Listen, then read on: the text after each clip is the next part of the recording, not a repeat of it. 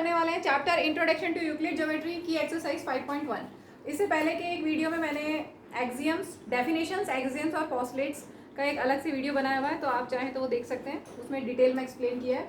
तो चलिए हम स्टार्ट करते हैं exercise 5.1। First question, which of the following statements are true and which are false, give reasons for your answers. तो ये सब एक्चुअल में ये चैप्टर ही पूरा ऐसा है कि आपको लगेगा कि हाँ ये तो होता ही है, हमें तो पता ही है, लेकिन यहाँ पर सब एक्सप्लेन करना पड़ेगा, आपको रीजंस देने पड़ेंगे। ठीक है, तो first part, only one line can pass through a single point. अगर आप सिंगल पॉइंट लेते तो कितनी लाइंस पास हो सकती हैं? Infinite number of lines can pass through single point. ठीक है, so this statement is false. और इसका जस्टिफिकेशन रीजन क्या होगा? We can draw infinite number of lines passing through a single point. Clear है? Next second part, there are an infinite number of lines which pass through two distinct points. अगर आपके पास दो distinct points हैं तो कितनी lines pass हो सकती हैं? One and only one line. There is one and only one line passing through two distinct points. So this statement, given statement, is false. Next, third point. A terminated line can be produced indefinitely on both the sides. Terminated line को दोनों side produce कर सकते हो indefinitely? Yes, कर सकते हो। यही तो था postulate 2, पढ़ा था ना आपने? postulate 2 में यही तो था। postulate 2, a terminated line can be produced indefinitely. तो आप लिख देंगे this statement is true because postulate 2 says that a terminated line, लिख लेना, postulate 2 says that terminated line can be produced indefinitely. Clear सबको? Moving to fourth part, if two circles are equal, जैसे एक circle ये है और दूसरा circle ये है, if two circles are equal then their radii are equal, तो ये true statement है, क्योंकि अगर हम उन दोनों सर्कल्स को एक के ऊपर एक रखेंगे, ओवरलैप कराएंगे, सुपर इम्पोज कराएंगे, तो क्या होगा? We find that coinciding. एक के ऊपर ओवरलैप कर जाएंगे, ये वाला सर्कल भी इसी पे आ जाएगा पूरा का पूरा। इसका मतलब इनके सेंटर्स और बाउंड्रीज सब सेम है, कॉन्साइड हो रही है, विच मीन्स इनका रेडियाई भी इक्वल है। Clear? Next part, in figure 5.9 आपको दिया हुआ है A B is equal to P Q, ये दिया हुआ है, and P Q equal to X Y. ठीक है, A B equal to P Q दिया हुआ है, P Q equal to X Y दिया हुआ है। देन आपको बताना है कि दिस इक्वल टू दिस होगा क्या? A B equal to X Y होगा क्या? यस होगा, क्योंकि हमने यूक्लिड के एग्जाम में पढ़ा है things which are equal to the same thing are equal to one another. तो यहाँ पर पी क्यू के इक्वल है, A B is equal to P Q, X Y is also equal to X Y is also equal to P Q, and things which are equal to the same thing are equal to one another. So A B equal to X Y. Clear हो गया?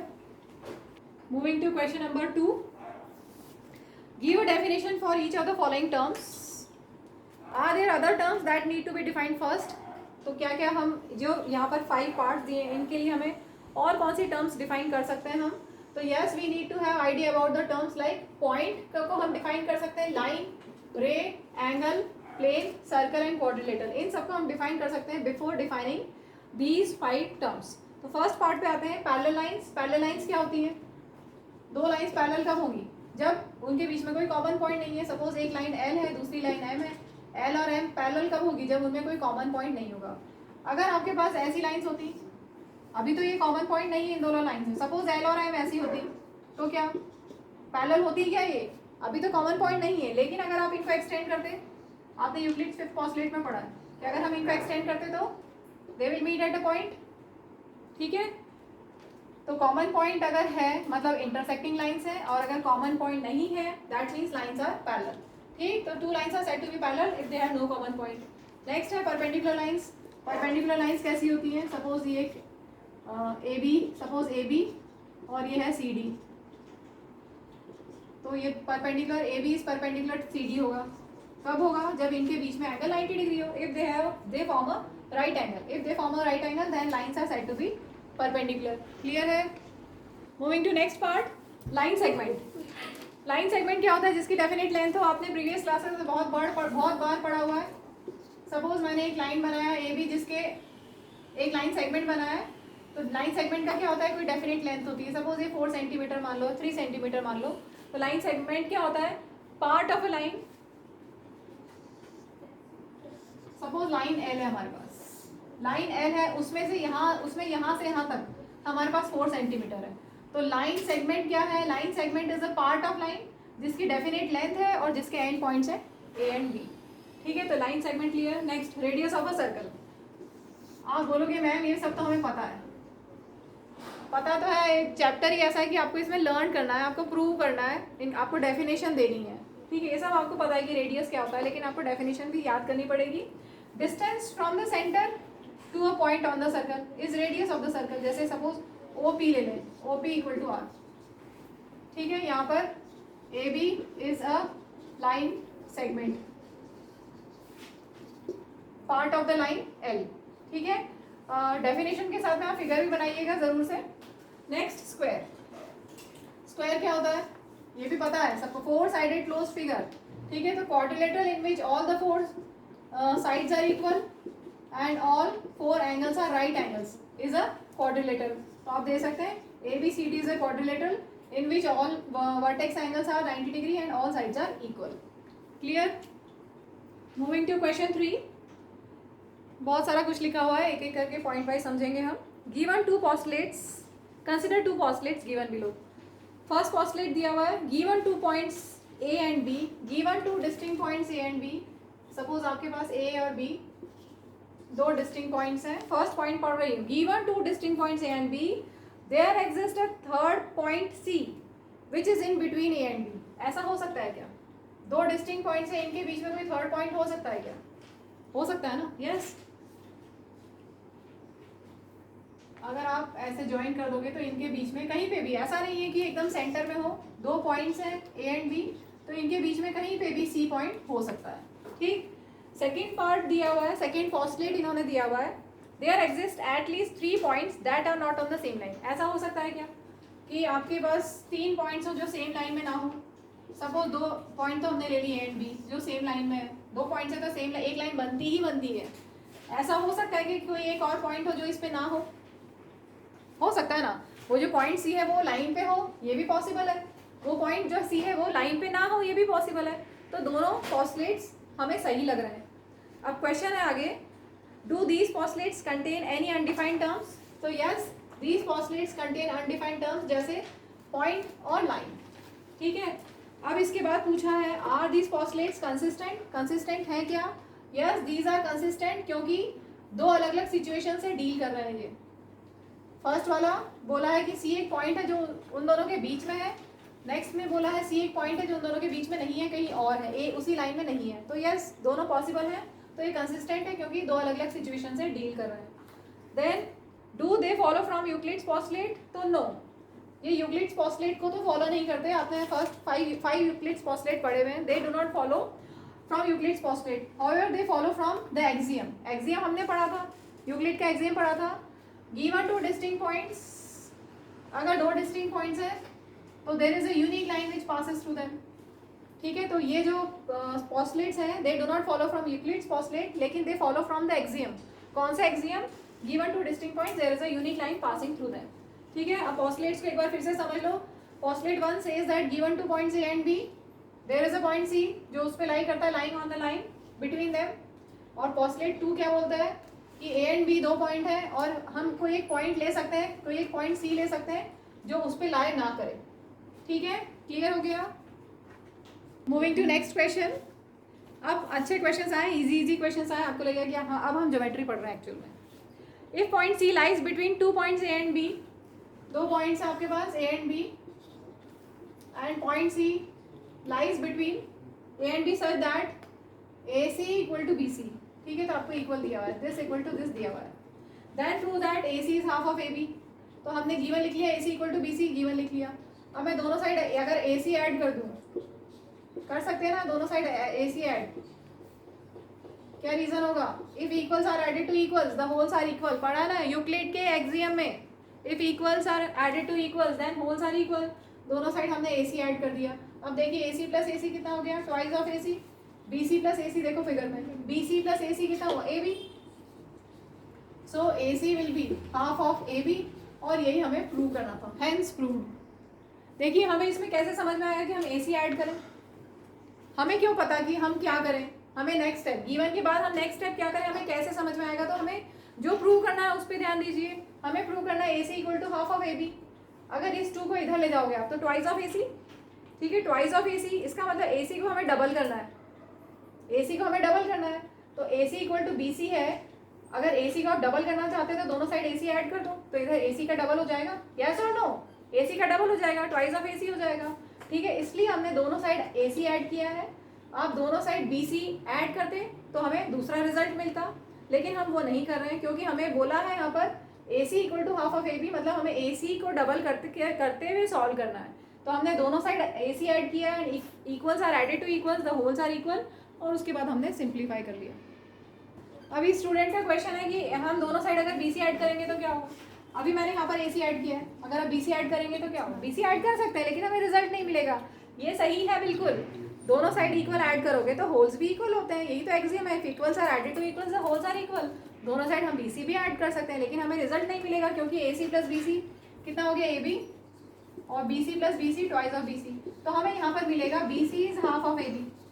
लेकिन हमें ये नहीं prove करना था, हमें ए सी prove करना था, A C is half of A B prove करना था, तो इससे हमें दूसरा रिजल्ट मिल गया। बाई चांस एग्जाम में इस तरह का है तो आप ऐसा कर सकते हैं, लेकिन आपको सोचना पड़ेगा कि किसको हमें डबल करना है, क्या ऐड करना है। तो यहाँ से आप इस जो प्रूव करना है उस पर ध्यान दीजिएगा, आपको मिल जाएगा। Moving to next question 5। In question 4 fourth question से ही रिलेटेड है, तो फिगर वही रहेगा जो क्वेश्चन 4 में। क्वेश्चन 4 में हमने बनाया था ए बी और सी एक पॉइंट था। अब इसमें यहाँ पर बोला है कि अगर सी मिड पॉइंट है, in question 4 C point C is called the mid point of line segment A B, तो आपको प्रूव करना है that every line segment has one and only one mid point. तो हमने एज्यूम कर लिया let the given line segment has two mid points, और हम कॉन्ट्राडिक्ट कर देंगे हमारे अजम्पशन को। कभी कभी ज्योमेट्री में हम ऐसा करते हैं कि जो हमें प्रूव करना है उसको हम उल्टा ले लेते हैं, ठीक है, और हम बोल देंगे कि हमने जो एज्यूम किया था, हमने जो एजम्पशन लिया था वो गलत है और ये कॉन्ट्राडिक्ट कर रहा है, इसलिए हमारा जो एजम्पशन था वो रॉन्ग था। तो हमने मान लिया कि लाइन सेगमेंट ए बी के दो मिड पॉइंट है। अब ध्यान से देखो, अगर सी मिड पॉइंट है तो क्या होगा, A C will be half of A B, जो हमने फोर्थ क्वेश्चन में किया है वैसे A C will be half of A B होगा। अगर सी मिड पॉइंट है तो ए सी ए बी का हाफ है। अगर इसी लाइन का मिड पॉइंट सी की जगह डी हो गया, अगर डी मिड पॉइंट है तो क्या होगा, A D will be half of A B, ठीक है। यहाँ पर reason C is mid point, अगर डी मिड पॉइंट है तो A D will be half of A B, ठीक है।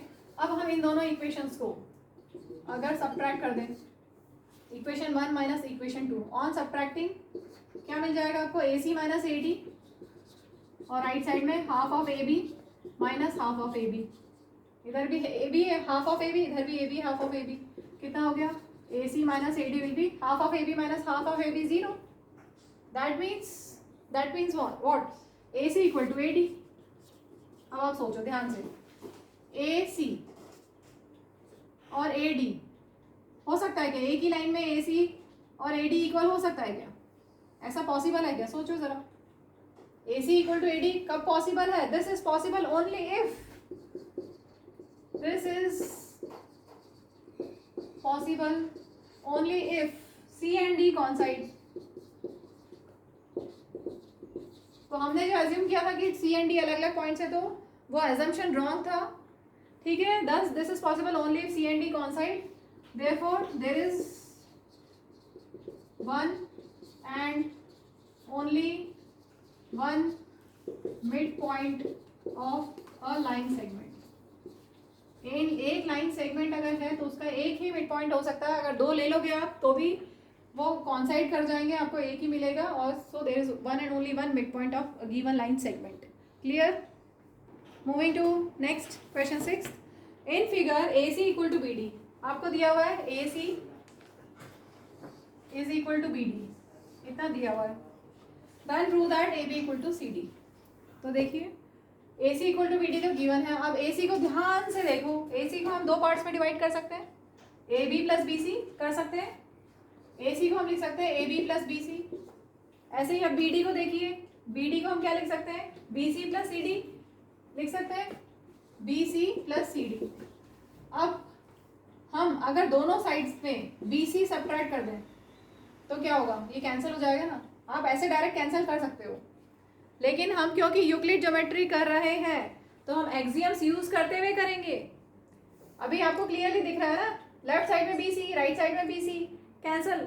लेकिन हम यूक्लिड ज्योमेट्री कर रहे हैं, हम यूक्लिड के एक्सियम यूज करेंगे, इसलिए हम ऐसे नहीं डायरेक्ट करेंगे। Subtracting B C from both sides, क्या लिखेंगे, A B plus B C minus B C, और राइट साइड में B C plus C D में माइनस बी सी, ठीक है।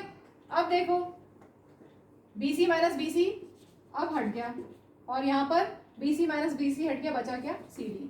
रीजन क्या होगा, when equals are subtracted from equals the remainders are equal. Euclid axiom पढ़ा है ना, when equals are subtracted from equals तो रिमाइंडर्स आर इक्वल। ठीक है, तो BC दोनों साइड BC इक्वल है, BC इक्वल टू BC होता है, तो जब इक्वल्स को सब्ट्रैक्ट किया, ठीक है, तो क्या हुआ, ये हमारे पास टर्म था, ये टर्म था, दोनों में BC सब्ट्रैक्ट किया तो जो बचा रिमाइंडर हुआ वो भी इक्वल है, और यही हमें प्रूव करना था, hence proved. Moving to last question of this exercise and last question of this video. जो नेक्स्ट एक्सरसाइज है 5.2 उसका एक अलग छोटा सा वीडियो बना लेंगे हम। 7th question, why is axiom 5 in the list of Euclid's axioms considered a universal truth. Note that the question is not about the fifth postulate. Axiom 5 की बात हो रही है, why is axiom 5 considered a universal truth. तो axiom 5 क्या था, axiom 5 था given two distinct points there is a unique line that passes through them. ठीक है, या फिर ये एक्सियम 5 को बोल, हाँ यही बोल रहा है, given two distinct points there is a unique line passing through them. तो ये क्यों ट्रू है, because this statement is true in all situations, इसलिए ये यूनिवर्सल ट्रूथ है। तो चलिए वीडियो को यहीं पे एंड करते हैं। वीडियो में अगर कोई डाउट है तो आप कमेंट सेक्शन में पूछ सकते हैं, और वीडियो डेफिनेटली समझ में आया होगा तो वीडियो को लाइक कीजिएगा और हमारे चैनल को सब्सक्राइब कीजिएगा ताकि आपको आगे के नोटिफिकेशंस मिलते रहें। Thank you, bye.